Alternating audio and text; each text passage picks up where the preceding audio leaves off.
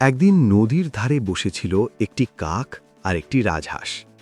রাজহাঁসের দিকে তাকিয়ে কাক দীর্ঘশ্বাস ফেলে বলল, তুমি কি সুন্দর, তোমার গায়ের রং কি ধবধবে সাদা, আর আমি কালো বলে কি যে কুৎসিত দেখাই নিজেকে। কাক মনে মনে ভাবল, নিশ্চয়ই রাজহাঁস সবসময় জলে থাকে বলেই তার শরীর এত সাদা আর পরিষ্কার। এই ভাবনা থেকেই কাকের মাথায় এক অদ্ভুত বুদ্ধি এলো। সে হঠাৎ জলে নেমে পড়ল। একবার নয়, বারবার ডুব দিল।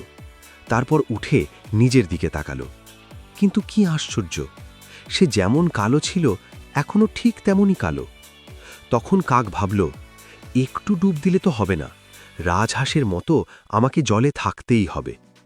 এই ভেবে কাক দিন-রাত জলের মধ্যেই বসে থাকতে লাগল। কিন্তু সমস্যা হলো, জলের ভেতর কাকের খাবার নেই। ডাঙায় থাকলে সে উড়ে উড়ে খাবার জোগাড় করত, এখন তার পারছে না। খিদে পেলেও জেদ করে সে জলে বসে থাকল। দিন যেতে লাগল। না খেয়ে কাক ক্রমেই দুর্বল হয়ে পড়ল। শরীর শুকিয়ে গেল, ডানা ঝুলে পড়ল।